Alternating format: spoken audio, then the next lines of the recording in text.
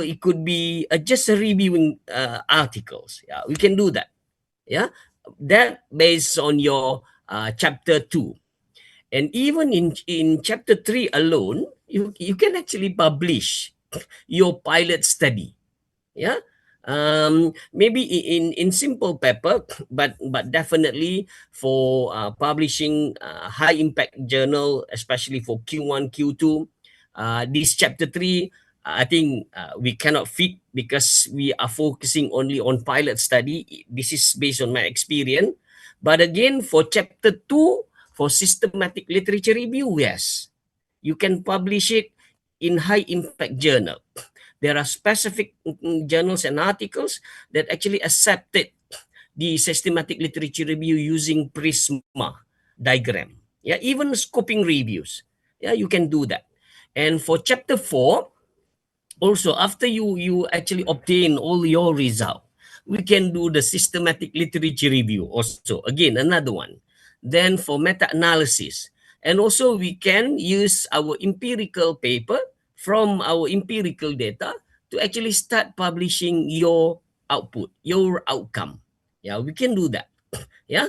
And finally, in chapter 5, for discussion, we can do scoping review alone, or we can actually combine your paper from chapter 1, chapter 2, chapter 3, chapter 4, and chapter 5 become one complete and comprehensive paper. Yeah, definitely we can do this. But this is not our, objective for today. I'm just sharing, my experience teaching, and also sharing with my own master's and PhD students in Sabah, Malaysia, on how to publish from your master's and PhD thesis alone. Yeah, we can do at least 5 papers to publish. So sudah tidak ada alasan mengapa mahasiswa masters S2 atau mahasiswa PhD S3 memberikan alasan tidak boleh publish paper. Itu sudah tidak boleh diterima alasannya, ya. Okay, alright.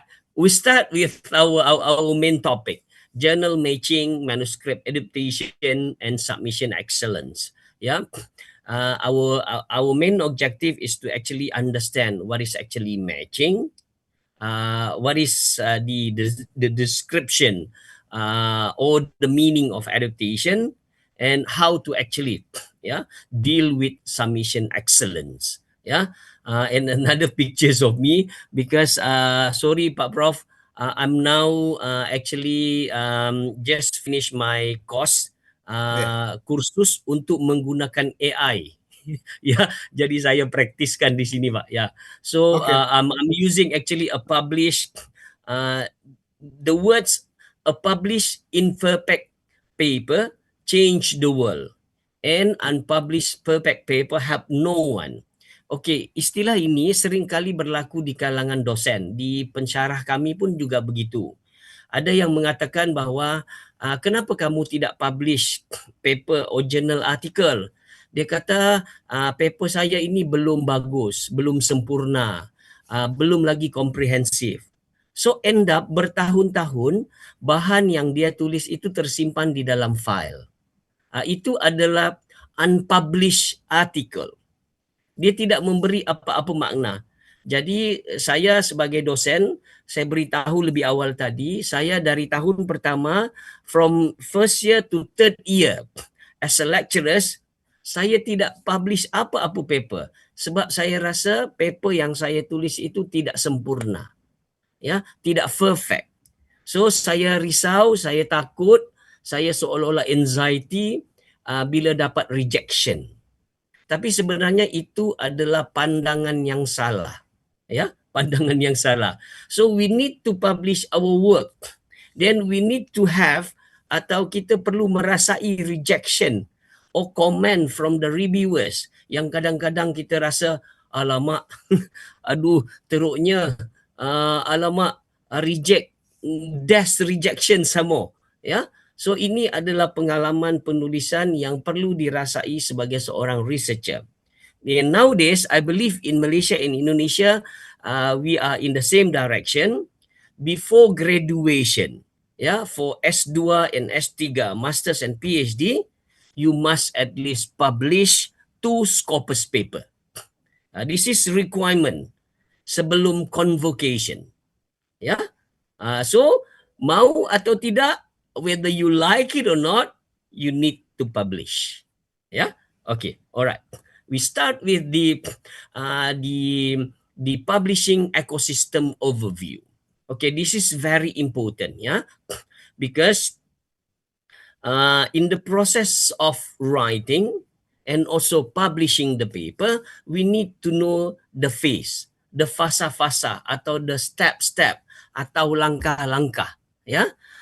Seringkali kita melihat bahawa mahasiswa-mahasiswa S2, S3, tidak terkecuali juga dengan dosen-dosen, mereka menulis sesuka hati.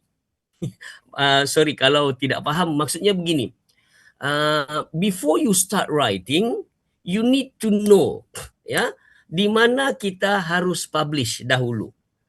Ada ketika saya di tahun pertama hingga tahun ketiga, salah satu kekangan atau halangan atau cabaran ialah saya menulis ini untuk siapa? Tujuannya ke siapa? Tujuannya ke mana? Yang mau baca hasil penulisan saya itu siapa? Kan kita tidak tahu. Sehingga akhirnya semua cabaran-cabaran ini menyebabkan saya tidak mau menulis. Ya, itu yang paling asas. Tapi sebenarnya in phase 1, we need to know the journal matching. Identify the best fit journal based on scope, audience, quality indicators, and recent publication. Saya cadangkan begini. Okay, I believe every single mahasiswa from S2 and S3, Masters and PhD, you do have your own topic and niche area to investigate. I believe that, yeah. Even though you are in business, you are in education, you are in engineering, or you are in sciences, right? You do have your own topic, you do have your own niche area. Okay, that's good already. Sudah bagus. But the problem is, before you start writing, you need to identify your tempat, your journal, your direction. Kemana harus saya publish? Di Malaysia kami ada yang basic adalah non-index journal, then followed by My Site, then followed by ERA, lepas tu ERA Australia, then kita pergi kepada jurnal-jurnal yang berindeks Scopus, OWOS. Dan jumlahnya itu banyak. Di bidang-bidang sains sosial saja mungkin ada dalam 3,000 ke 5,000 jenis journal. Itu di social sciences. Tetapi di science yang pure science, whatever, medic, everything, engineering, dia ada more than 35,000 journal berbanding kita sains sosial. So, soalan yang pertama adalah di mana kita harus memilih. Jurnal mana yang kita pilih? I believe in Indonesia dia juga ada Sinta. Dia ada juga non-index yang biasa. Dia ada juga yang index Scopus and WOS. So the first one you need to identify first according to your own scope, your own study, your own title, your own niche area. I believe Pak Prof, ini adalah education faculty, right? Yes. Okay. So in education pun saya rasa ada more than 20 good journals, article in the world. Yeah. So you can actually choose from there. But definitely, let's say you are master student or you are PhD student, mungkin harusnya bermula dengan Sinta dulu. Contoh begitu. Kita pilih mana-mana yang sesuai, then you start writing according to our own topic and scope. That's number 1. Yeah, phase 1. And phase 2, I will go very fast in here because we gonna go one by one. Okay. Number 2, it's a manuscript adaptation. Okay, how should this look and read? This is also very important. Yeah. Then move to phase 3, submission excellent. Di sini juga sering berlaku keadaan di mana kita terjatuh di longkang, kita terjatuh di parit, kita terjatuh di tepi jalan. Kita dah ada tulisan, dah ada penulisan, we identify the right journals, then we actually formatting according to the needs of that journals, but during the submission process we fail, rejected. Yeah. Then later on we're gonna discuss in detail about this. Then in phase 4, it is a peer review and revision. We need to remember, yeah, in every single write up we do need the peer review and revision before our paper accepted or published in that particular journals. Sebab begini, Pak, ketika saya mula-mula menjadi dosen, saya sangat takut dan risau kepada komen-komen dan sangat takut dengan reviewer yang kadang-kadang when we read through the comment and the reviewing article, right? Wah, sangat kajian kamu ini tidak memberi apa-apa impact kepada masyarakat. Wah, how to address this? In your writing, there is no clear issues and research gaps. Therefore, we decided to reject. Wah, how to deal with this kind of comment? Lagi satu, research questions yang Anda tulis ini tidak bersesuaian dengan topik yang Anda kaji. Wah. When I read through all the comment and sometimes very long, one words, demotivated. Ya, kita hilang motivasi untuk meneruskan penulisan because of sometimes sarcastic words. Ya, kadang-kadang very harsh, kadang-kadang komen yang menjatuhkan moral sebagai penulis. This is happen in our academic world. Ya, but again, kita harus semangat kerana ini adalah proses. Ya, okay. Dia punya point adalah do not start with writing alone. Ya, maksudnya bila kita menulis sesuatu artikel, even though our own topic, our own thesis, our own scope, we need to have a group. Ya, kita mesti ada kawan-kawan, kita mesti ada kumpulan untuk sama-sama menulis. Walaupun tajuk yang kita tulis itu adalah tajuk tesis kita, which is our own title. But we need friend, we need teams, ya, to actually support. Jangan tulis sendirian, memang tidak akan selesai. Ya, alright. That's my own experience. Alright. Okay. Then we go in detail phase 1. Okay, the strategy of journal matching. Okay, this is normally very simple, but again, number one, we need to know our research scope. Okay, seperti saya, bidang saya adalah marketing. Tapi marketing itu kan luas. Sama juga di mahasiswa yang S2, S3 ini, dia berada dalam pendidikan atau education.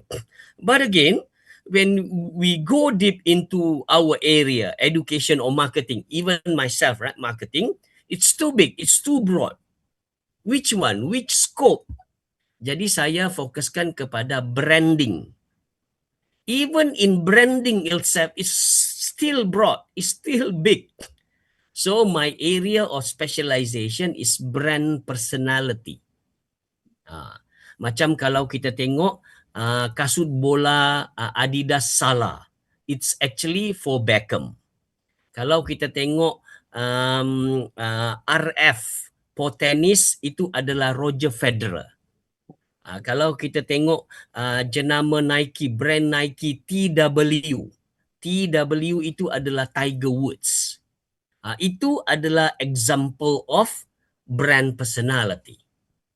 So I leave it to you to identify what is your scope. because this is very important to actually define our core topic, our method, and also the contribution. Kalau kita melihat secara umum atau skop kita terlalu umum, maka akan menyukarkan bagi kita untuk memberi topik yang spesifik dan method yang spesifik, and also the biggest contribution itu akan menjadi persoalan. Ya, that's number one. Your scope. Okey, mungkin kalau saya boleh berikan pandangan, pendidikan, contohnya kita mau melihat skop pendidikan anak-anak kurang upaya. That's a very niche area.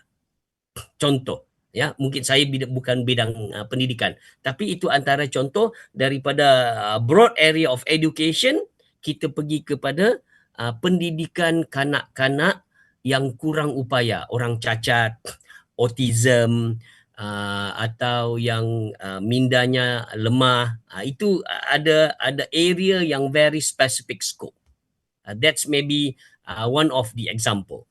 Then number two, yeah, it is about the journal and aim scope.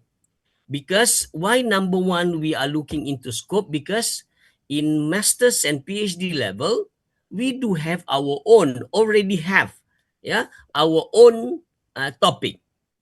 But when we start, when the process of writing the papers, we need to know the journal aim and scope.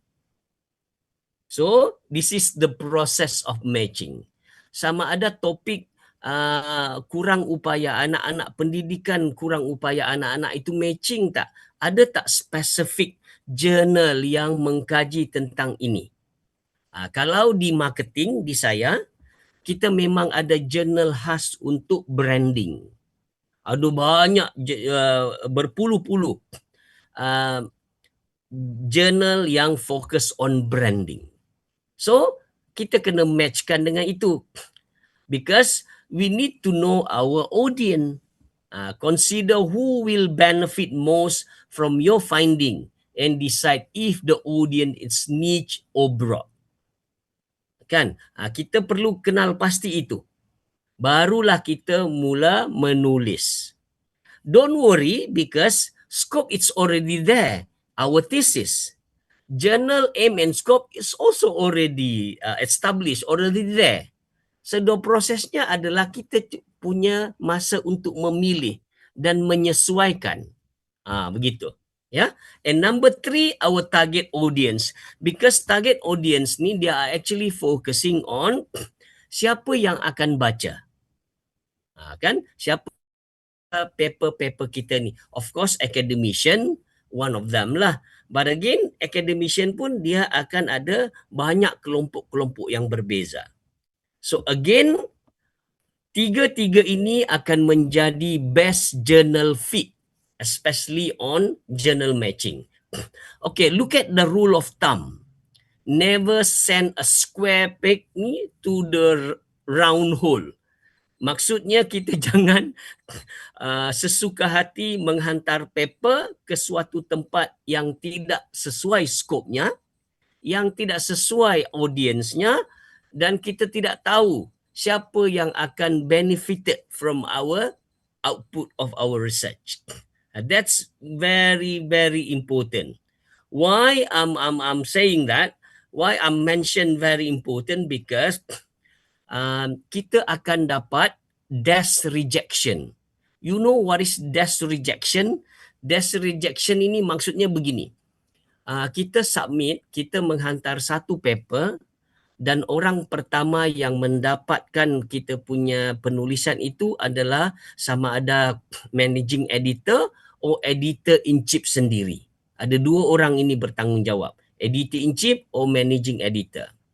So these two important person will go through your paper.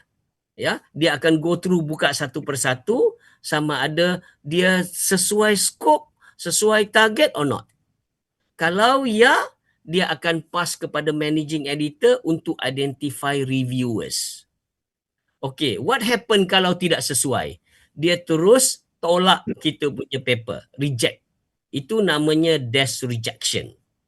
Desk rejection ini kita akan perolehi, let's say you are submitting your paper in pukul 9 pagi at the morning. In the morning, ya. Then you akan dapat result desk rejection mungkin jam 11 atau jam 12 tengah hari. Itu desk rejection. Very fast one. And dia alasannya adalah because of poor journal matching. If let's say lah, you are in education, right? Education. Then you start to write the specific journals, okay, looking into specific journal, but different scope and different target audience. Then automatically will reject. Because you education tapi you hantar pergi jurnal ekonomi. Atau you rasa sesuai education tapi you submit pergi pure psychology journal. Nampak macam boleh masuk tapi different scope. Cannot be. Ya. Yeah? So in this process of matching adalah langkah pertama supaya kita boleh jadi smart, write and publish well. Ya, itu yang paling penting. Kalau saya boleh alihkan sedikit pandangan kepada selain daripada matching. Kalau kita sakit, kita pergi ke klinik atau hospital, ya, atau pergi rumah sakit. Okey. Kenapa rasa-rasanya kita pergi klinik, kita pergi rumah sakit atau kita pergi hospital? Sebab kita rasa di situlah tempatnya yang sesuai untuk kita tahu kita ni berpenyakit apa, dan di situlah kita tahu bahawa apa ubat yang sesuai dengan penyakit yang dikenal pasti. Dan di situlah tempat di mana jika kita pergi bertemu dengan doktor di klinik, di hospital atau di rumah sakit, kita akan dapat treatment yang betul. Kan? Jadi itulah matchingnya. Tapi ada juga orang berpandangan itu adalah modern perubatan. Bolehkah saya pergi berjumpa dengan pawang atau bomo atau alternatif punya perubatan? Ya, still okay, boleh, tiada masalah. No problem at all. You can go and see the bomo atau pawang atau dukun atau whatever, right? No problem. But again, nanti kesesuaiannya itu akan menjadi persoalan. Kalau kita balik semula ke jurnal, yes, definitely. Because in our area of social sciences, okay, kita arts, kita ada more than 4,000 to 5,000 different journals. So pilihlah mana-mana yang sesuai. Yeah, alright. Move on. Okay, this is another technique or tools. I would say this is not a specific for journal selection, but this is based on my own experience. You can actually refer to Elsevier, you can refer to Springer, or you can refer to Wiley. Atau in Malaysia kita boleh refer MySite, atau di Indonesia kita boleh refer Sinta, atau we can actually refer our own university, institution. Definitely they have their own internal journals or proceedings or maybe book chapters. Kita boleh tengok daripada sumber-sumber ini. That's number one. Publisher matches. Why I'm choosing Elsevier, why I'm choosing Springer, why I'm choosing Wiley? Because this is normally tempat-tempat di mana kita boleh publish jurnal artikel yang berimpak tinggi, untuk Scopus, untuk WOS, di sinilah tempatnya. Ada beberapa lagi tempat tapi ini yang popular for me. Okay, that's number one. And number two, kita punya abstract and title analysis. Sebelum kita menulis, sebelum kita memilih jurnal, kita kena tengok dulu. Actually kita boleh gunakan example output journal matcher ini. Okay, let's say saya mau menulis tentang brand personality, ya, maka saya akan senaraikan seberapa banyak journal-journal branding yang available. Because kita kena ingat bahawa journal ada yang free, ada yang berbayar. Ada yang sangat cepat proses reviewingnya, ada yang ambil masa sampai berbulan-bulan or even years, ya, panjang. So kita kena senaraikan dulu dan barulah kita pilih. That's why we cannot do this thing alone. We need friend, we need people, we need team to discuss. Yeah, that's number one. And number two, sorry. And number three, we can go for citation analysis. But for masters and PhD students, number three is not really important.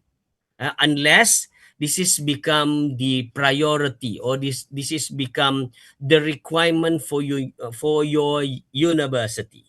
Yeah. But for docent, for lecturers, for professors, citation analysis is very important. Yeah, because we need to know the quality of the journals, the H index, the citation, the number of citation, whether this paper considered good or not, or whether this journal article are considered high impact or not. This is very important for lecturers or professors. Yeah.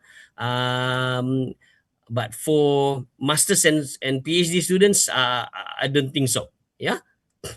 Again, number 4. Ini colleague mentor. Okay, this is very helpful. If let's say we are the beginner, we are the amateur, yeah, in writing papers. And I believe in your university, okay, Universitas Negeri Lampung, I think so many professors, yeah, so many good researcher there. I need plenty of very good researcher. You can actually go and ask them questions, ya, minta pandangan, minta kata-kata semangat. Then mungkin kita minta mereka ajarkan how to publish, how to write a good paper, what is do and don'ts that become important tips for writing. Yeah, and how to select a good journals, especially in our area of study, our scope. Let's say education and marketing. It's two different things, right? So, but the important things, especially on looking into mentors, adalah kita kena pilih yang sesuai dengan bidang kita. Ya, sebab in my own experience, kalau bahasa Malaysia ini banyak pengkaji-pengkaji yang merasakan diri mereka hebat, tapi sebenarnya adalah tin kosong. Cakap saja hebat, tapi there is no evidence. Ya, selalunya begitu. This is always happen during process of completing your masters and PhD. Ya, kita jumpa salah orang yang ceritanya saja hebat, tapi buktinya tidak ada. Ya, itu saya dulu alami ketika saya buat S3. Ya, tanya ini, tanya itu, wah, ceritanya sangat hebat, ceritanya setinggi langit, tapi buktinya tidak ada. Itu very important. So again, I believe in your university mesti ada profesor, mesti ada dosen, mesti ada lecturers yang dominant, ya, in your area. So pergi cari orang-orang ini dan minta pandangan. Ya, that's under tools and technique for journal selection. Alright, I believe dosen-dosen, professor-professor, they know the publisher, they know the good journals, they know the dominant authors in your areas. Yeah, I believe that. Okay, move on. Again, in evaluating metric and avoiding predatory journals. Okay, we go for the red flag predatory journal dahulu, ya. Because now we are exposed through TikTok, we are exposed through YouTube channel and social media. kan? Atau Facebook pun very popular. Kalau saya perhatikan sudah banyak promosi, sudah banyak iklan-iklan, sudah banyak tarikan-tarikan promosi yang dilakukan oleh predatory journal through TikTok, through Facebook, through social media, yang ada social media, or even email-email pun ada ya. They are actually hunting for papers. Dengan cara kata apa, publication yang mudah, APC yang murah, apa jenis paper pun, apa jenis scope, apa jenis kajian pun boleh diterima, semuanya boleh publish dengan mudah. This is a red flag. Ya, hati-hati. Always happen. Dan even until today, I believe if you open the TikTok, open Facebook, open di YouTube, you typekan saja di sana publication yang cepat dan mudah, akan keluar semua tu predatory journal yang memberikan iklan-iklan yang sangat berbahaya. Ya, sangat-sangat berbahaya. So you need to avoid all this.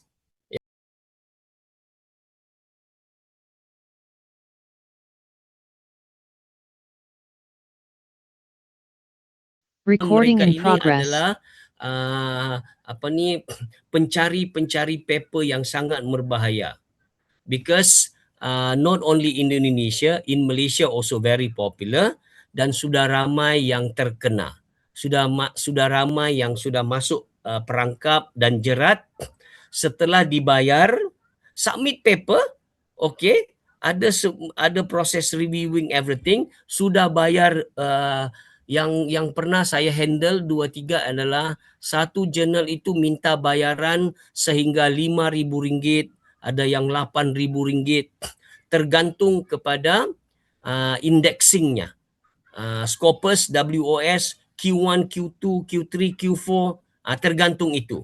Tapi setelah student membayar uangnya, ditunggulah berbulan-bulan hingga bertahun, tapi tidak ada publication. That's red flag. Yeah. So I need to remind all of you here, even myself, jangan sekali-sekali melayani predatory journals. Banyak berlindung di sebalik TikTok, Facebook, YouTube, and ada email also ada juga. Ya. So apa yang kita boleh tengok adalah, okay, in my practical tools here, think, check, and submit. Ya, think, check, and submit. Again, in the process of selecting journal articles, right? Number one, maybe you need to know what is the impact factor. Yeah, in the from the website of the journal, site score, especially for Scopus, then SNP. Then you go for SJR. Yeah, this is all the important information. Ya, kita perlu tahu ini dulu sebelum kita memilih. Kerana semua metrik-metrik ini adalah sangat penting untuk memastikan jurnal itu okey ataupun tidak. Ya, itu sangat-sangat penting, perlu kita perhatikan. Ya, okey, sedikit tentang predatory journals. Selalu mereka yang tertipu itu adalah mereka menggunakan original journals yang valid, yang sah, tetapi mereka buat tipuan itu di dalamnya. Seringkali begitu, ya. But today it's not the right forum for us to actually discuss in detail the predatory journal, because it takes very long. Okay, but again, avoiding this. What you need to know, it's evaluating the metrics, because every single journals dia ada metrics dia sendiri. Ya, okay, alright. Move on, and we go for the phase 2.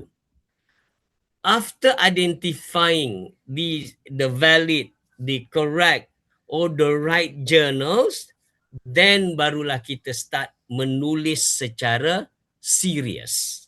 Ya. I'm not saying that in the phase 1 itu kita tidak serius. Serius juga. Tapi we don't worry because our own master thesis and PhD thesis is already there. Ya, kita tak payah risau sebab sudah ada. Okay, in phase 2, after identifying the correct journals or the right journals, we need to deal with manuscript adaptation. Ini juga sering kali berlaku, terutamanya formatting. Kita jangan submit paper ikut suka hati format kita. Ya, yeah, cannot. Because in every single journals, you need to identify the author guideline. Ya, semua jurnal ada author guideline. Author guideline ni memberitahu kita tentang formatting. And I believe in your thesis writing as well, ada juga format thesis. Ya, jadi kalau kamu menulis master thesis and PhD thesis tidak mengikuti format yang diberikan oleh universiti, itu akan jadi trouble. Ya, so same goes to the journal article. They have their own formatting. So please, adaptation is about narrative, framing, not just margin and font. Okay, this is very important. This is my own experience ya. Saya sudah ikut format, saya sudah tulis ikut apa yang diberikan, tetapi masih juga kena reject.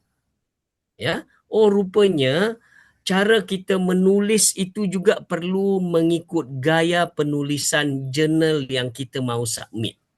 Ya, sebab ada jurnal yang very specific looking into contribution.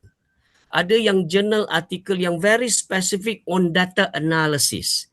They need to know all the process of data analysis. Ada juga yang jurnal yang terlalu melihat kepada implication, theoretical implication or practical implication. So before we start writing, dapatkan dahulu beberapa contoh-contoh paper dalam jurnal itu. Ya, di samping kita melihatkan dia punya margin, font and all the structure, we need to know the narrative. Ya, cara penceritaan, cara persembahan idea, cara persembahan data, cara persembahan penulisan, the overall writing. Itu yang dikatakan sebagai beyond formatting. Ya, beyond formatting. Kalau kita tengok image yang ada di depan ini, right? Yang seolah-olah membuat satu kedai jahit baju kan. Ukuran-ukurannya itu sudah sesuai. Tapi dari segi penulisan abstrak, dari segi penulisan introduction, method, result and discussion, also very important mengikut naratif yang dimahukan oleh jurnal tersebut. Itu antara pengalaman yang saya rasa kita perlu perolehi setelah beberapa kali kena reject dalam jurnal itu. Sehingga saya pun sendiri merasakan apa lagi yang kurang daripada penulisan saya ini. Semuanya sudah saya ikuti apa yang dimahukan, tapi masih juga kena reject. Rupa-rupanya adalah kita punya naratif, kita punya kaedah penceritaan. Kan? Ada penceritaan yang dia mahukan itu soft, ada penceritaan yang mahu begitu secara komprehensif, detail, ada yang santai-santai saja. Ya, ini kita perlu perolehi dengan download few papers from the original journal, then we start to read. Ya, kita baca bagaimana mereka menulis. Supaya kita boleh adaptkan kepada kita punya naratif itu. Itu yang selalu pengalaman saya selalu di reject. Okey, nombor dua, the so what factor. Tailor your introduction and conclusion to the journal specific readership. Ini juga selalu jadi faktor kenapa kita kena desk rejection. Perasan tak kalau kita pergi kepada medik bidang perubatan, atau kalau kita melihat jurnal-jurnal yang ada pada engineering atau pure IT teknologi, cuba baca introduction mereka, ya, dan bandingkan kita sosial. Education dengan business ini lebih kurang, dia adalah education, dia adalah sains sosial. Rupanya introduction mereka yang berada di sains dengan kita sains sosial sangat berbeza. Ya, sangat berbeza. So cuba baca. Sama juga dengan jurnal-jurnal tertentu. Ya, sebab tu kita ada banyak jenis, ada banyak types, so many different types of journals. So before we start writing, read through, ya, the introduction, read through the abstract, read through the literature review, read through the methods, read through the result and discussion, or even the formatting of the references also different. So itu juga akan menjadi satu faktor, kan? Tailor your introduction and conclusion to the journal specific readership. Ini pun kita boleh perolehi. Saya tidak mampu berikan contoh yang spesifik di sini, tapi kita boleh pelajari ini setelah kita membaca beberapa artikel atau paper yang telah terpublish dalam jurnal yang kita pilih. Download 2-3 jurnal dahulu di dalam itu dan kita read through. Kita akan tahu naratifnya dan kita tahu yang so what factor itu. Ya. Of course akan takes time. Of course we need friend to actually help us to also read and give comments. But again, after reading 2 or 3 article from that particular journal, we will understand how to start writing. Yeah, I believe that. Okay, go for number 3, terminology. Ya, terminology ini adalah terma-terma. Terma-terma kadang-kadang di certain journal, specific journal, dia memberitahu kita jangan gunakan terminologi yang susah dipahami. Gunakan yang simple saja, yang santai saja. Ya, tapi kan kita mahu tulisan kita ni kan kelihatan hebat, kelihatan sophisticated, kan, kelihatan sebagai seorang yang akademik yang hebat. Jadi kita menggunakan istilah-istilah atau kita gunakan ayat-ayat yang panjang atau kita gunakan kita punya sentence itu yang agak bergoyang-goyang sehingga sukar mau dipahami. Itu adalah terminologi. Terms kalau boleh guna terms yang mudah, ayat yang senang, paragraf yang simple supaya easy to follow and understand. Ya, tak kiralah siapa reader kita. Ya, kalau contoh inilah use the jargon and convention preferred by that specific journal community.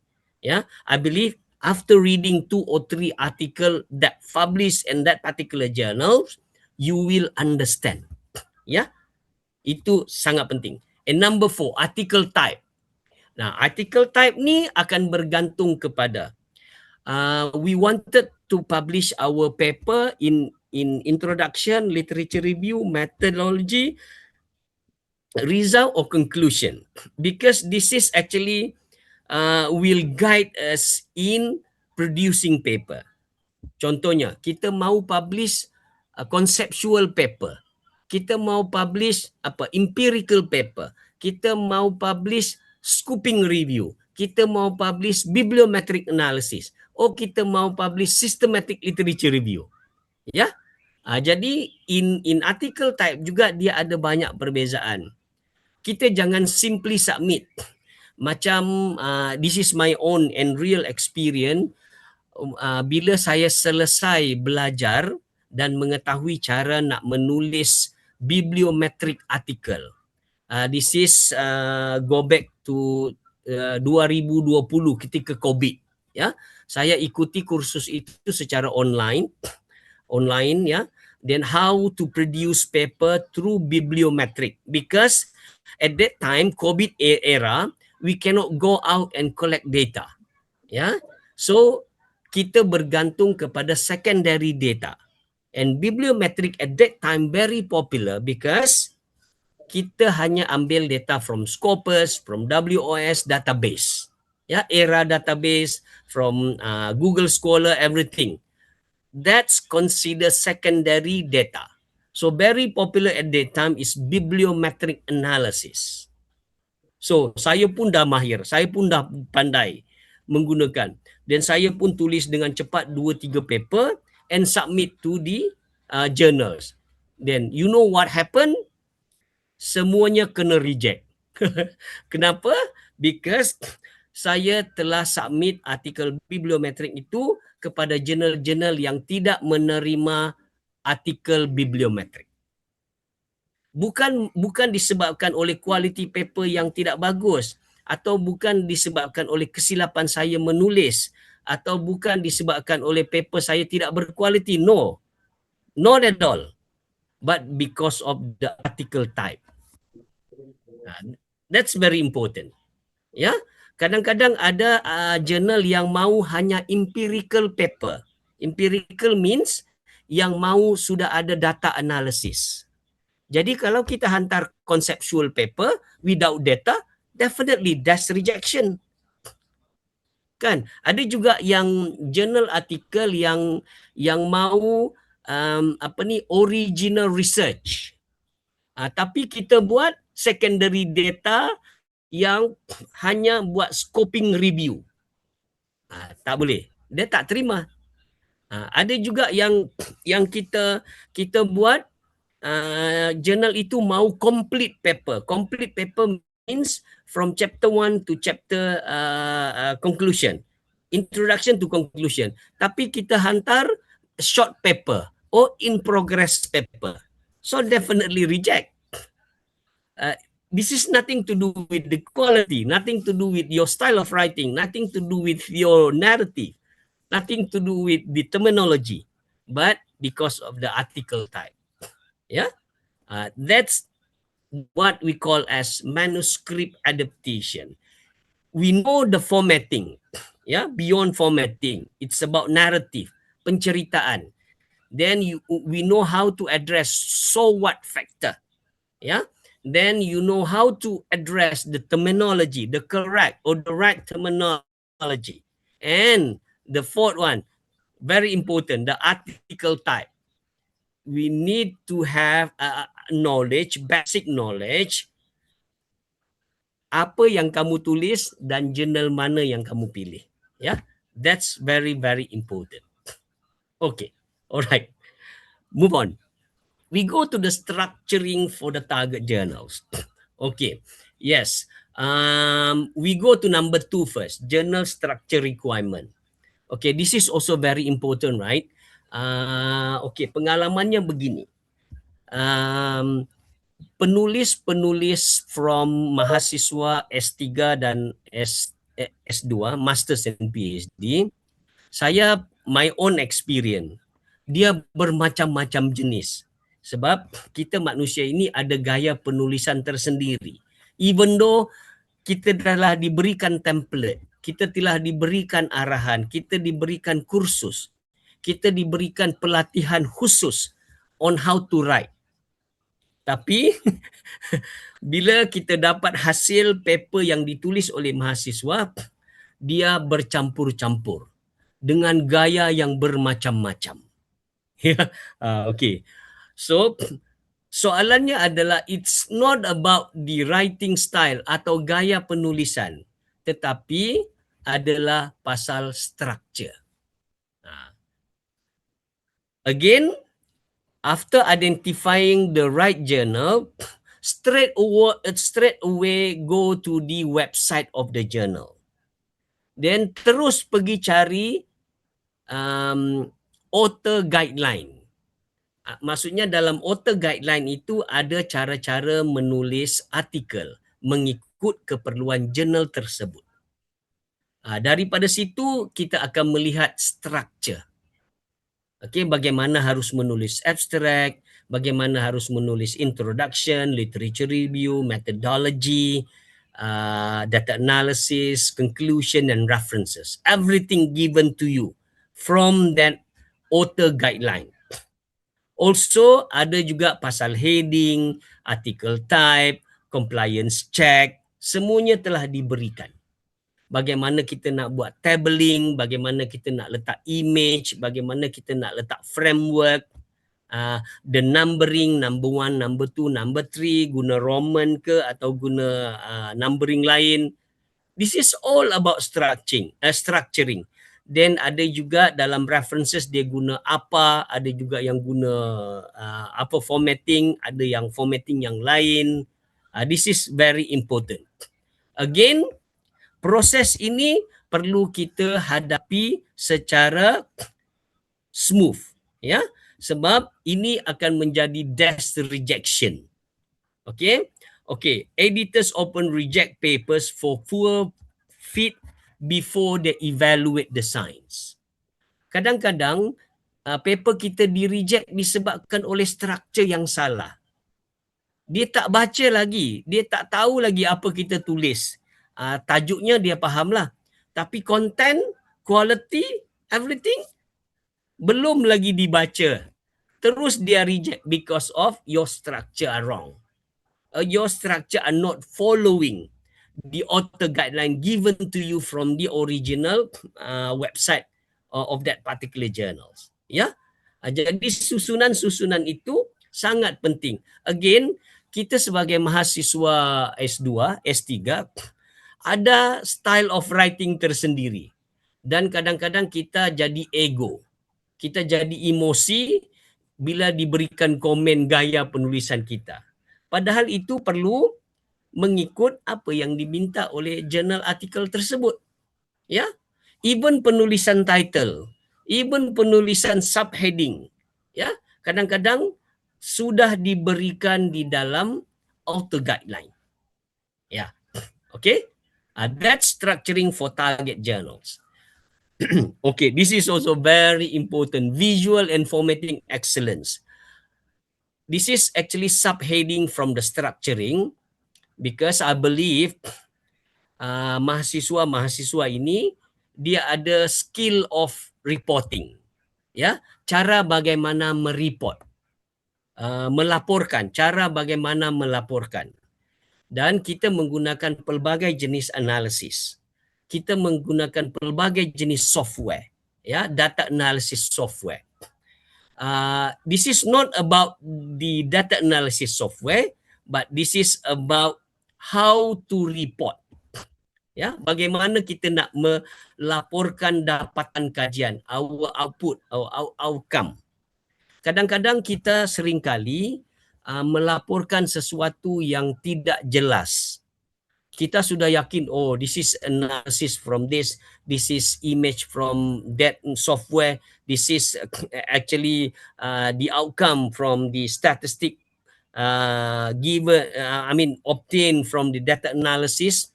But the question is the quality of reporting. Itu yang sering kali kita dipersoalkan. Saya percaya, saya pun ada pengalaman sendiri. Bila saya ambil data-data from internet, ya, saya copy and paste. Okay, copy and paste daripada internet, saya hanya copy image. Lepas tu masukkan dalam paper saya. Ketika submit, editor mengatakan bahawa data yang saya ambil itu betul, tetapi image gambar itu dia kabur, tidak jelas, sehingga sukar untuk dibaca. So itu antara komen.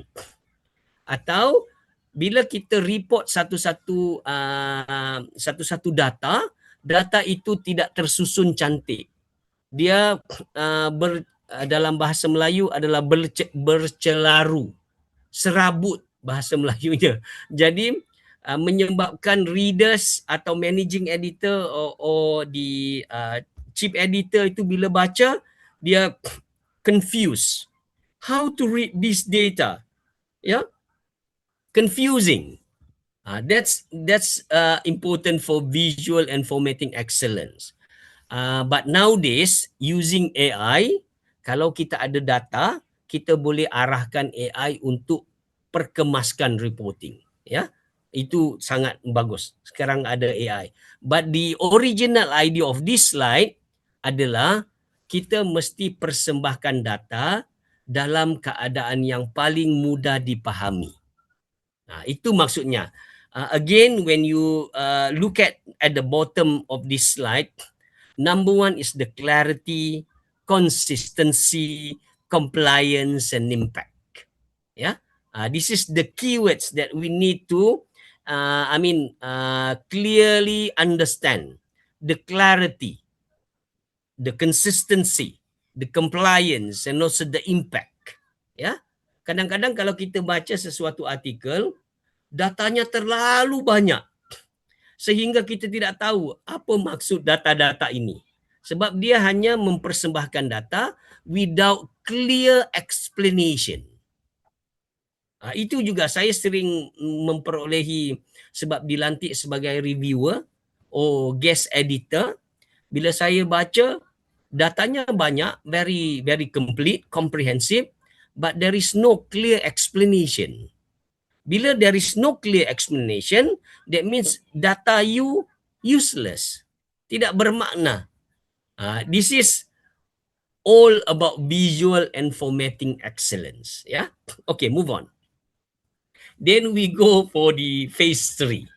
Okay, phase 3 ni the cover letter. Certain journal they are not required, ya. Maknanya dia tidak perlukan cover letter. Tapi kebanyakan jurnal-jurnal yang berimpak tinggi, ya, kita perlukan cover letter. Ya, this is very important. First impression atau representative, ya. Kita perlu tulis satu surat atau melalui email untuk memberitahu niat kita untuk publish di jurnal mereka.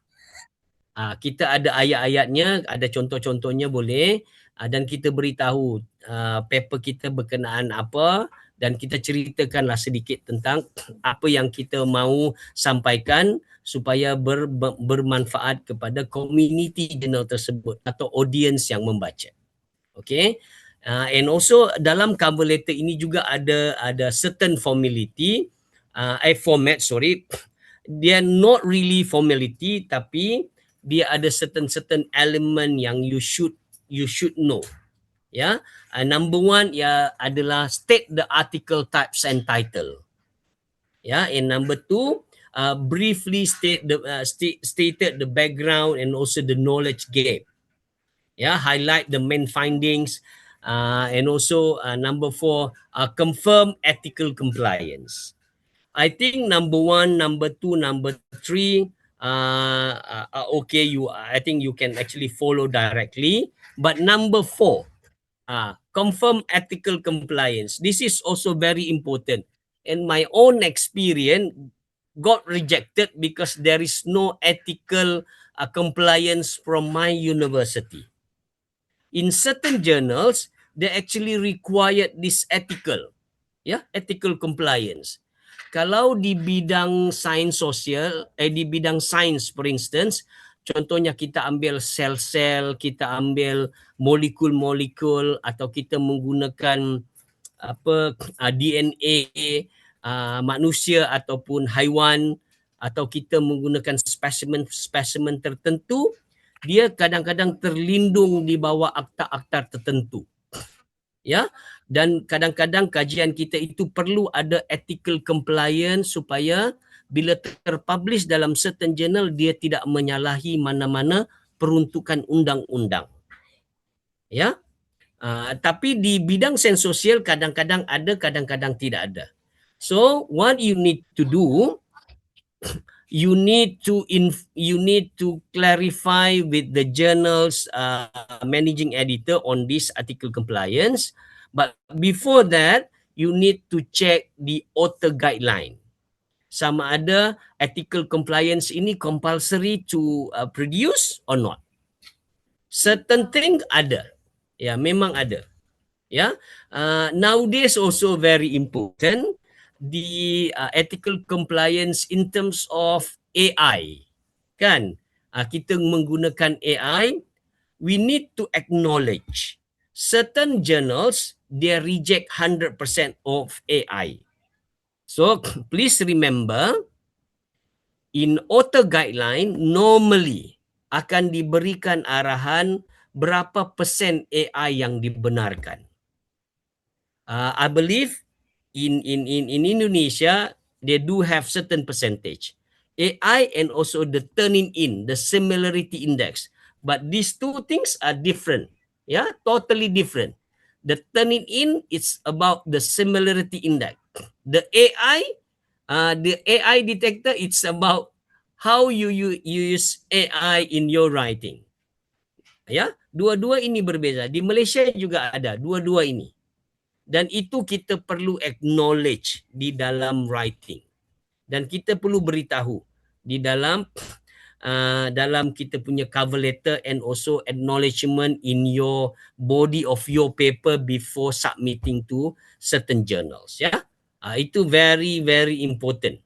Kena wajib ada to be safe. Alright? Then I move on. The suggesting peer reviews. Okay, maybe for level of masters, PhDs students, I think this suggesting peer reviews not really applicable. Tapi saya boleh jelaskan begini. Bila kita submit paper, ya, submit paper kepada certain journals, ada ketika-ketikanya editor in chief and managing editor akan memeriksa citation atau references yang kita tulis itu. Sama ada references yang kita rujuk itu ada tak yang merujuk kepada artikel-artikel yang pernah publish di dalam jurnal mereka. Ya, saya pun pernah kena. Dia minta supaya at least dalam penulisan saya ini kita cite penulis-penulis lepas di dalam jurnal yang sama. Ya, saya pernah kena itu. One of the comment is dia kata, I strongly recommend for you to cite previous paper from this journal, at least 3. Saya pernah kena itu.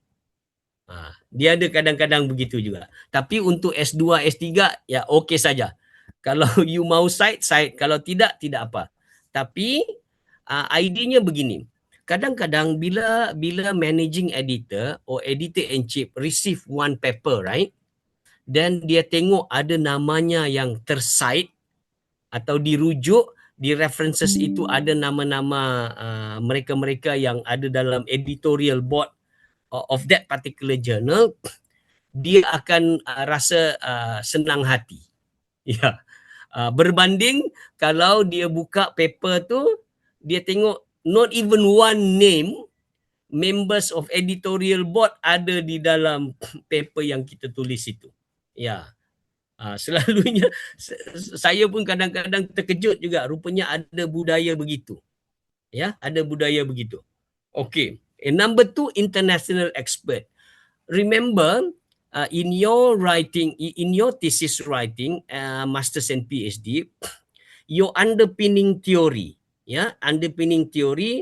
or your main reference, normally we call a seminal paper, you mesti ada international expert. Because one thing very important during viva voce, when the examiner read your paper, dia akan perhatikan tajuk you tentang education, dia mesti ada expert antarabangsa dalam bidang education. Tetapi tiba-tiba dalam penulisan anda tidak ada nama-nama expert ini. Jadi dia akan jadi rasa automatik, jadi rasa curiga. Bagaimana kamu menulis satu bidang dalam education tetapi kamu tidak rujuk hasil kajian-kajian A dan B or C ini, yang sedangkan mereka A, B dan C ini adalah very dominant authors, very expert in these education papers. Tapi tidak ada kamu rujuk dalam paper. Itu juga hati-hati, ya. Perlu ada di dalam itu. Then active and recent contributors, look for the researcher with recent publication in last 2-3 years. Okay, this is very important. Dalam penulisan kita, memang tidak ada jawapan betul atau salah in terms of citing papers or references, I mean. Okay, tapi adalah baik jika kita gabungkan yang lama dengan yang baru. Dan pastikan mesti ada beberapa paper yang terkini. Let's say now 2026, right? Nothing wrong kalau 2026 ini kita menulis atau kita merujuk paper yang tahun 1970, tahun 1980, tahun 1990 atau 2000. Nothing wrong. Tapi kita jangan lupa, kita perlu juga ada paper-paper terkini yang kita rujuk, yang kita cite dalam penulisan 2025 or 2024 or even 2026 become the combination of references in your particular paper. Mesti ada, ya. Alright, and the last one adalah expert with the right balance, ya. Ini juga kadang-kadang ada paper-paper yang kita tengok citation mereka ini tidak merujuk kepada mereka-mereka yang berautoriti, ya. Ada yang terlalu ambil paper yang terlalu lama, ada yang ambil paper terlalu baru, dan there is no clear combination, ya. Jadi dia jadi paper yang tidak cantik, ya, tidak menarik atau diragui kualitinya, ya. Itu yang kita pentingkan dalam suggesting peer reviews ni. Kadang-kadang dalam penulisan itu perlu diperhatikan. Walaupun tidak wajib, walaupun tidak compulsory, but this is adalah cosmetic issues yang boleh jadi penambahbaikan untuk kita perhatikan dalam penulisan, ya. Okay, and again, how to avoid ni, I think no need to explain and provide to complete information. This is all about the citation and references. Then I believe you know about the endnotes, you know about the Mendeley, you know, I think you are very familiar with all these references things. Okay, do it properly, ya. Dan ada satu artikel yang pernah saya diberikan komen, ya, this is very recent one, ya. Bila kita tulis references di belakang sekali itu, ya, references itu list of references, dia mahukan, jurnal ini mahukan setiap paper yang kita rujuk itu mesti ada DOI number. Jadi saya reply, saya kata DOI number ini baru bermula pada 2010 ke 2012, ya, yang ada DOI number. Kalau tak silap saya reply lah. Okey, tetapi bila kita cite paper-paper yang tahun 70-an, 80-an kan, 90-an, beberapa daripada penulisan itu tidak ada DOI number-nya. So how? Kan, tapi hati-hati, dalam dunia moden sekarang, semua paper publish itu ada DOI number. So in your references, mesti masukkan DOI number. Sebab DOI number itu adalah surat lahir, surat beranak atau kad pengenalan kepada paper itu. Bukti sebagai paper itu wujud sebagai satu entiti penulisan. Ya, itu juga saya pernah diberikan komen yang memastikan bahawa jurnal sekarang bila kita submit, references itu mesti lengkap dengan DOI number. Ya, ini pengalaman saya sendiri. Alright, okay, then we move on. This is actually navigating, okay, the submission portal. Kita boleh go through saja on this one, right? Di ORCID selalunya memang orang akan ada ORCID IDs. Okay, kita ada credit, kita ada data availability, dan AI disclosure. Okay, saya mahu fokuskan on this one, the number 4, ya, because kita punya audience today more on mahasiswa masters and PhD, right? Okay, AI disclosure. This is always become challenges now. Even my PhD or master students now in Malaysia, in UMS, ya, mau tidak mau mereka akan menggunakan AI. So persoalannya, berapa persen mereka, original student idea and writing, and berapa persen AI buat?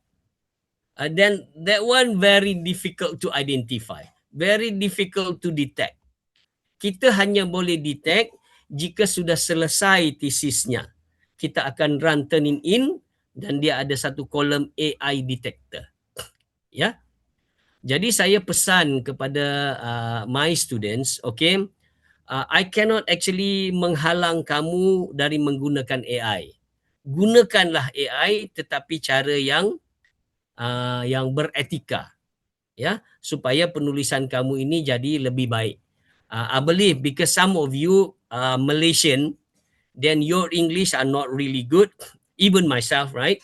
So I'm using AI to actually perbaiki grammar, susun ayat dengan cantik, susun structure ayat dengan bagus, supaya argument kita tu lebih menarik, right? But again, you need to acknowledge this AI. You mesti beritahu dalam penulisan metodologi itu, AI adalah sebahagian daripada tools untuk you menyiapkan thesis. Mesti ditulis. Ya. Mesti ditulis. Itu sekarang jadi persoalannya. Even though in UMS Malaysia, there is no specific percentage given by the university. Berapa peratus yang dibenarkan AI? Belum ada. Yang ada hanyalah Turnitin detector. Turnitin detector di kami ini UMS 30% dibenarkan. Ya, tapi AI belum ada. Belum ni. Tapi again, di dalam jurnal artikel ada. Ya, so berhati-hati. Before we submit, download the author guideline. Author guideline normally at the bottom there akan ada dimension, diberitahu berapa persen allowable, ya, for AI and also Turnitin, the similarity index. Ada diberikan di situ. Dan this is also very, very important to follow. This is compulsory for you to comply. Yeah, the requirement of Turnitin percentage and also the AI detector percentage. Yeah, very, very important. You need to know that. Alright. Move on. This is a little bit about the understanding the peer review process. Why? Because masa mula-mula saya menghantar paper, saya juga agak kesal, agak marah. Kenapa ada artikel yang sangat lama prosesnya? Kenapa ada artikel yang sangat cepat tetapi kena reject? Ada yang lambat 3 bulan, ada yang 6 bulan, ada yang 1 tahun. And my own experience, ada yang saya alami sendiri 2 tahun 8 bulan. Barulah publish dalam Scopus database. Dan ketika itu saya jadi rasa tidak termotivasi untuk menulis lagi. Because hantar saja kena reject. Hantar saja kena reject. Atau kalau hantar 6 bulan, there is no news at all. Tidak ada berita langsung. Saya punya paper ni okey ke tak okey? Tiba-tiba dapat email reject. Wah, ada yang sampai 2 tahun. Okay, so this slide specifically actually tell us, ya, dia beritahu pada kita bahawa dalam submitting papers ini dia ada proses-proses khusus dan dia berlaku di mana-mana jurnal, ya. Cuma bezanya ada yang cepat, ada yang lambat. Itu perlu diakui, ya. Kalau kita tengok slide ini bermula daripada submission, pergi kepada editorial screening, decision point, peer review and editor decision. 5 proses ini adalah normal, ya. We need to know this. Dan dalam 5 proses ini, satu perkataan yang perlu kita tanam dalam jiwa. Sabar. Sabar. Tapi untuk menanam dalam jiwa sabar itu, saya rasa saya ambil masa 5 tahun. Ya, this is my own experience. Saya sering kali marah sebab kena reject. Saya sering kali hilang motivasi disebabkan oleh 6 bulan tidak ada berita dan tiba-tiba keluar result reject. Tapi rupanya itu untuk menjadikan saya sabar. Sabar. Dan sabar itu terbukti kerana saya bertahan sehingga 23 tahun dalam akademik. Ya, okey, alright. Saya rasa tidak perlu dilanjutkan ini. Mungkin kita ada sesi lain on this. But again, we need to understand this is the overall peer review process in every single journal. Ya, ini semua mesti berlaku dalam proses submitting sebelum sampai ke database yang kita tengok sebagai publication. Ya, alright. Then this is actually the summary of all. Okay, I think no need to explain more on this, but I already share my slide to the organizer, so you can actually read through after this. Then organizer, you can actually share to the mahasiswa there. No problem for me, yeah, for their readings and also understanding. Okay. Then again, in this one, I need to talk about this, especially on ethics and open access in modern era. Yeah. Okay. Number one is authorship. Authorship ni. Okay. Kalau di Malaysia, saya percaya juga berlaku di Indonesia. Pernah tak melihat iklan-iklan yang dibuat di TikTok, di Facebook, di YouTube channel atau di media sosial yang lain yang menjual authorship, ghostwriter? Are you heard about it or not? In Malaysia still happen. Ya, masih berlaku authorship. Tapi apa yang kita nak ceritakan di sini adalah itu totally akan berlaku sebagai ethical issues. Ya. Ya, dia betul publish, tapi yang pernah saya lihat sendiri adalah dia berikan open authorship ni 5 orang, 5 author. Kalau mau jadi first author bayarnya RM900. Mau jadi second author RM700. Di third author RM500. Sampai yang the fifth author ni saya rasa dalam RM200. Papernya udah siap. Tinggal lagi disubmit saja. Itu dipanggil sebagai ghost author. Dijual di Facebook, dijual di TikTok, dijual di social media. And happen.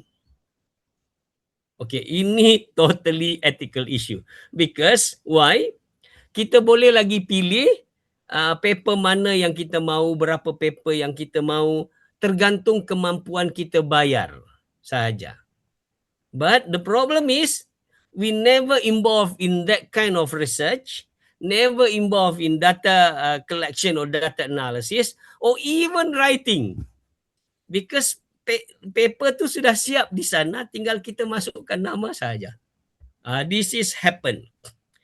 Kenapa berlaku? Sebab cabaran kepada mahasiswa Masters and PhD ini, terutamanya yang bekerja, ya, yang bekerja juga berlaku di Malaysia. Saya percaya berlaku di Indonesia juga. Bila dia terlalu sibuk dengan pekerjaan harian di kantor, di office, tapi dalam masa yang sama dia adalah mahasiswa Masters and PhD. Sibuk di office untuk buat kerja harian office, tapi dia juga harus buru-buru untuk menyiapkan thesis Master and PhD. Then requirement yang paling ditakuti adalah publication sebelum convocation. So disebabkan oleh masa yang tidak cukup, pengalaman yang tidak ada, penulisan yang tidak tahu, so dia sanggup beli authorship. Ya, happen in Malaysia. So hati-hati ya. Okay, number 2, plagiarism and self plagiarism juga ada. Plagiarism ni itulah yang copy and paste. Tapi nasib baik kita ada turn it in ya, yang akan detect. Tapi again always happen. Sebab kita ni ialah idenya kan berbeza-beza dan orang yang telah buat kajian ini berulang-ulang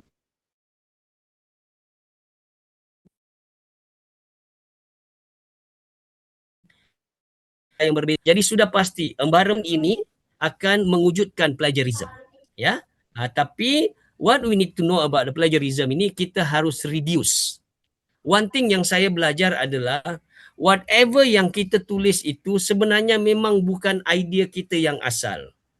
Kita adalah menulis hasil kajian orang lain dan dicampurkan dengan kajian kita yang sekarang.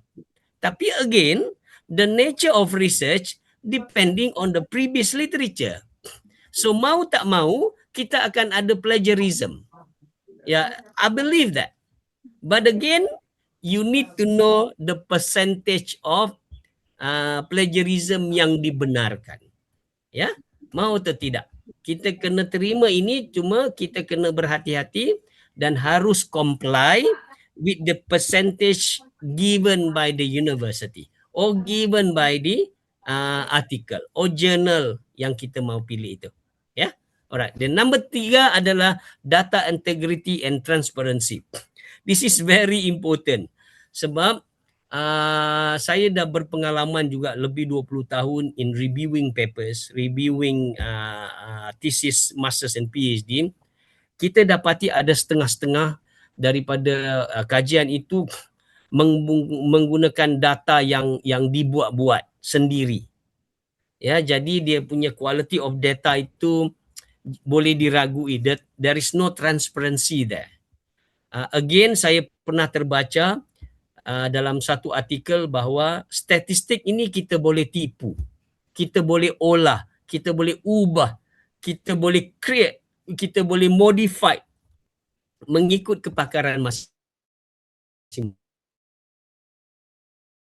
Thesis dan PhD thesis, kita bertanggungjawab dengan data yang kita ada kerana ini adalah hasil kajian kita untuk dapat satu pengiktirafan tinggi. Pengiktirafan tinggi di bidang akademik, iaitu sarjana dan doktor falsafah. So remember, ingat itu. Kalau kita mendapat pengiktirafan yang akan dimasukkan dalam jiwa kita sebagai seorang sarjana, sebagai seorang doktor falsafah, tetapi data kajian kita itu tidak berintegriti, tidak transparansi, saya rasa tidak ada orang lain yang boleh jawab melainkan diri kita sendiri. Itu adalah honor ya kita. Kita mahu satu pengiktirafan dunia yang kita seorang sarjana, kita seorang doktor falsafah. Tetapi sebenarnya data kajian kita itu tidak integriti, tidak transparansi. Jadi jawapannya hanya kita dengan Tuhan saja. Ya, I think you all understand apa yang cuba saya sampaikan. But again, very important. And number 4, conflict of interest. Ya, ini juga ada salah satu benda yang penting. Because in my own experience, saya juga jadi pembimbing atau supervisor kepada beberapa student-student S3, PhD, doktor falsafah yang kerjanya adalah CEO, kerjanya adalah general manager, kerjanya adalah orang-orang penting politik, ya, juga ada. Jadi kadang-kadang dia akan berlaku conflict of interest, ya. Ada yang dari segi financial, ada dari segi personal, dari segi profesional, ya. Ini akan sedikit berlaku. Tapi mungkin berlaku tapi tidak di-report, tapi dalam actually ethics in modern era of writing research, especially in master's thesis and PhD thesis, conflict of interest ini kalau boleh kita elakkan, ya. Kalau boleh kita elakkan untuk itu. Alright. So again, look at here. Integrity in research is not just a requirement. it is the foundation of impact. Ya, saya rasa boleh faham kan? Yang itu dia punya ayat yang paling penting lah. Alright. Then ini case study, I think I'll leave it to you to read because this is takes me a longer time already. Okay. And summary, okay, this is the summary one. Match first, adapt the narrative, submit flawlessly, review with a grace. Okay, this is the summary of all just now. I'm explaining. Okay, uh, about the submitting papers, everything, right? Okay, this is the one. We need to match first, adapt the narrative, submit the flawlessly, review the grace. Yeah, with grace. All right. Then, thank you very much. I'm now open for the question and answer. I'm sorry. Saya mengambil masa yang panjang kali ini on the journal matching, manuscript adaptation, and submission excellent, because this is my whole life now for the last 23 years, working with the colleagues, with the professors, with the junior docent and lecturers, and trying to, submitting more papers and accepting in high impact journals Q1, Q2. But again, as an academic, this is compulsory for us. With that, thank you very much. Terima kasih kerana mendengar. Oke. Itu saja, Pak Prof. Ya. Terima kasih Prof. Sudin. It's very insightful lecture. I think it inspires our students here in Lampung University. Okay, thank you very It's much. time for students. I invite students, our audience, to ask questions to Prof. Sudin, please. Excuse me, Prof. Yes. Okay. Pak Fitra.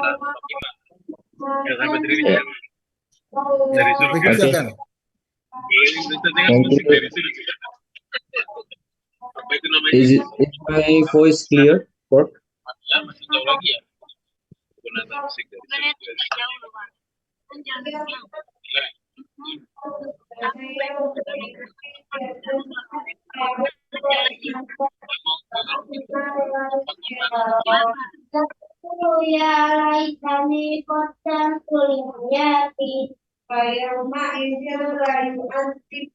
Okay. Is my voice clear, Prof? Yeah. Clear. Yeah. Okay. Thank you for giving the chance, Prof. Hasan Hariri. The Honorable, our Head of Program S3 Doktor Pendidikan, Prof. Hasan Hariri, and then the most excellencies, Prof. Sudin. It's very excited by seeing you again. This is the second time for me, Prof. Yeah, I'm so excited by meeting you again because there are so many insightful statements that can we adapt also for our research. And then I am interested in the question by seeing dilemma that at the beginning of your speech at the time. Yeah, because in Indonesia we say it as galau, Prof. Sudin. Oh, Yeah. Okay.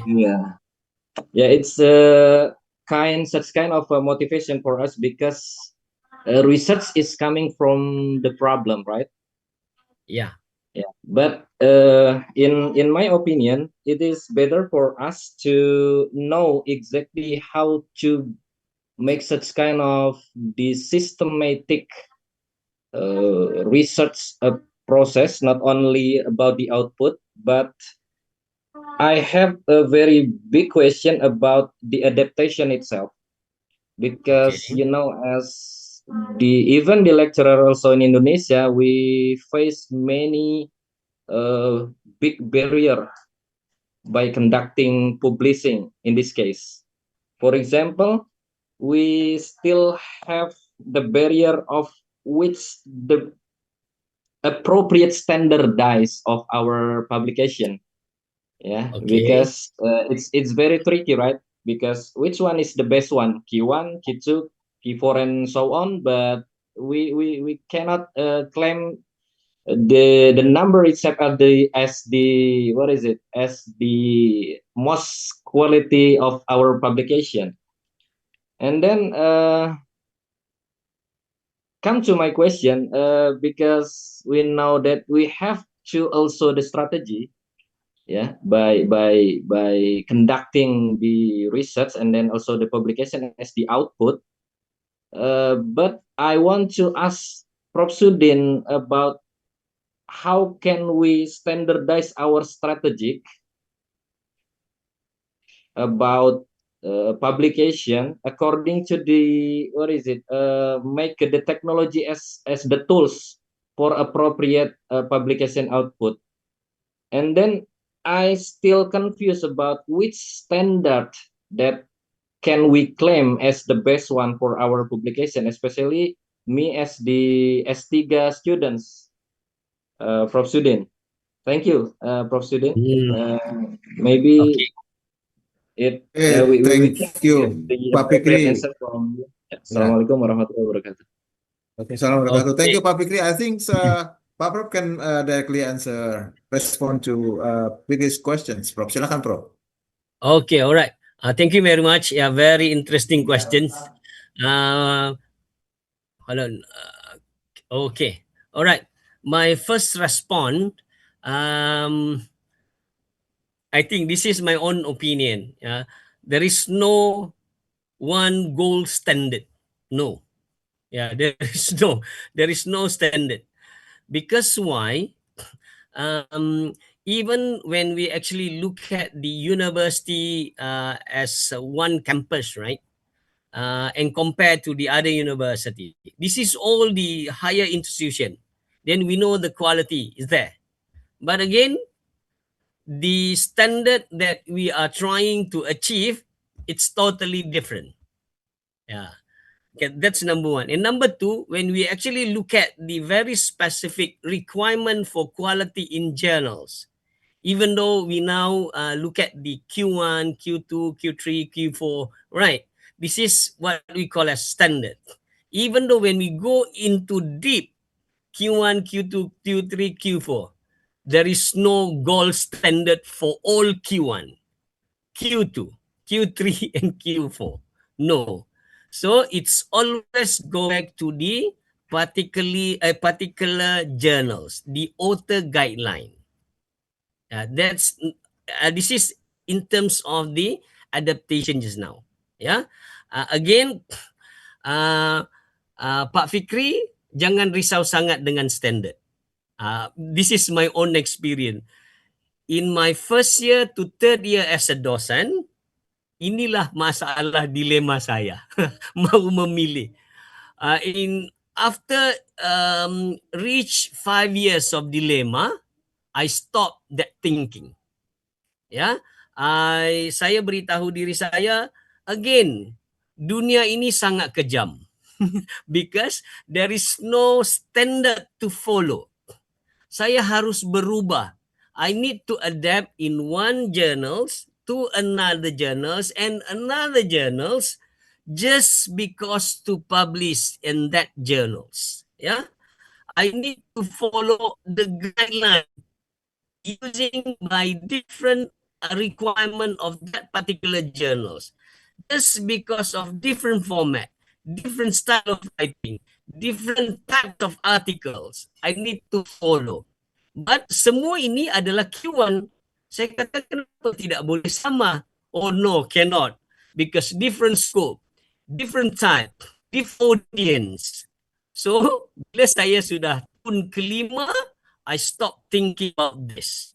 What I need is, I need to write a paper based on my investigation, then follow that standard using the strategy of adaptation, then I publish it.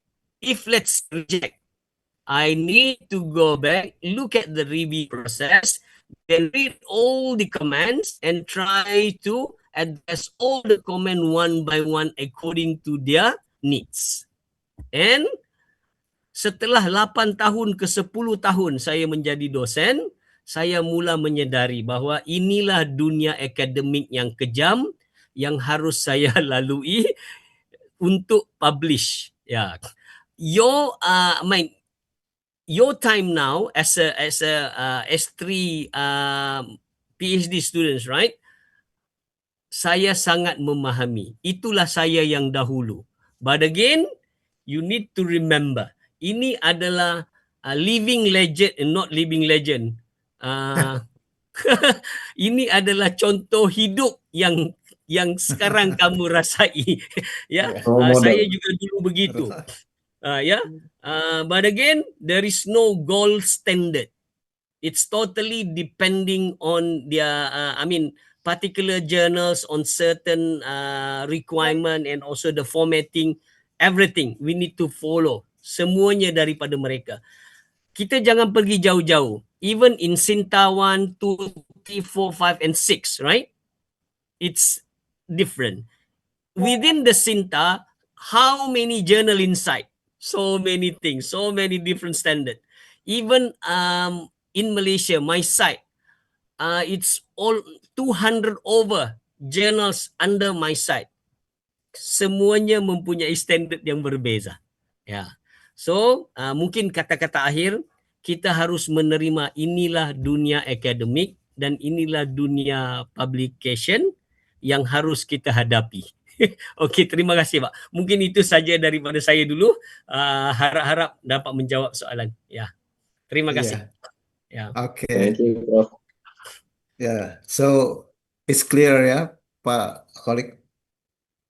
Pak okay, Yeah, Kholik. very So there specific. is no single gold standard for Q1, Q2, Q3, Q4, but it depends on author's guideline of each journal. Baik, Yes. Prof. Sudin, thank you very much. Alright. Anyone question, please? Yeah. It has been 2 hours. Yeah. Very long It's- today. Yeah, very long. I think we need to stop, Prof. Sudin. All right, no problem. I'm okay. Yeah, yeah, I'm done. yeah, yeah. Yeah, I'm okay. Yeah. Again, thank you very much for your lecture. It's very insightful, and we see you again in the next time. I plan, as I said to you earlier, that we need to visit you in UMS. Wow, good. When? Yeah. When is that? Yeah, we plan to go to UMS around October, probably if everything goes well. All right. Yeah, Good. and Yeah. we also need to go to Brunei Darussalam after that. Yeah. Okay, good. Okay. We talk about that later, whether it can come true or not. Okay. Yeah. Okay. Prof. Sudin, again, thank you very much for your lecturing today. Yeah, and see you again. All right. And yeah, Thank you very much. Yeah. yeah, thank you very much. And then we need to stop this time. And then goodbye. Prof. Sudin, Okay. wassalamualaikum Assalamualaikum. warahmatullahi wabarakatuh. Waalaikumsalam. Okay, all Assalamualaikum right. warahmatullahi wabarakatuh.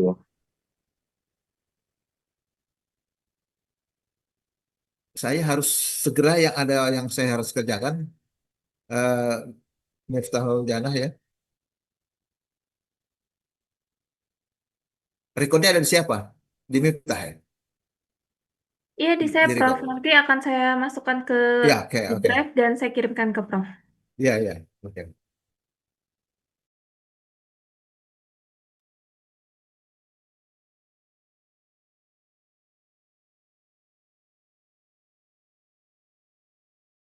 Oke, baik. Untuk yang belum mengisi absen, silahkan mengisi terlebih dahulu ya sebelum meninggalkan Zoom. Ya, sudah. Terima kasih, Ibu Miftahul. Terima kasih untuk semuanya. Pak Didi kok galau itu, Pak Didi? Boleh ini disalin aja linknya, link presenting. Siap, Miss.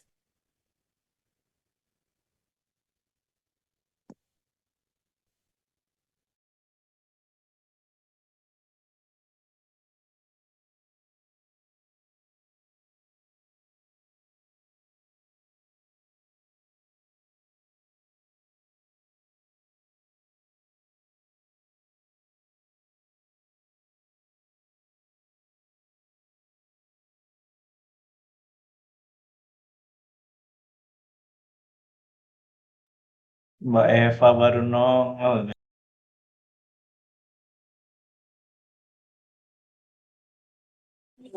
Udah dari Nanti tadi loh. Cuman nggak di iniin, nggak di suara. Pak Didi kok nggak jalan-jalan, Pak? Ditinggalin sama Bang Udin. Nggak diajak. Oh Nggak diajak gitu. orang diumumin di Indosiar loh. Iya, di sini lagi ada acara, saya ada Peksimida. Jadi nggak bisa habis. Bang Udin, Ya, wes. Kenapa Pak Didi ditinggal itu? udah diumumin kok di Indosiar. Jangan salahin yang undang. Saya waktu itu nontonnya RCTI kelewat. Recording stopped. Oh, gitu. Mas Am tuh hebat juga ya. Dari tadi kayak gitu aja bentuknya nggak ganti-ganti. Iya, Keren loh dia. hebat kamuflase deh. Iya. Bisa itu, tapi kan nggak ngedip-ngedip, tetap ketahuan.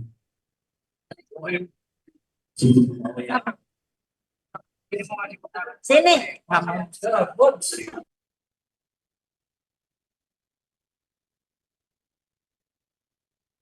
Izin live boleh ini? Boleh boleh sih. Bu, silahkan. Oke, terima kasih banyak. Saya juga boleh ya izin ya.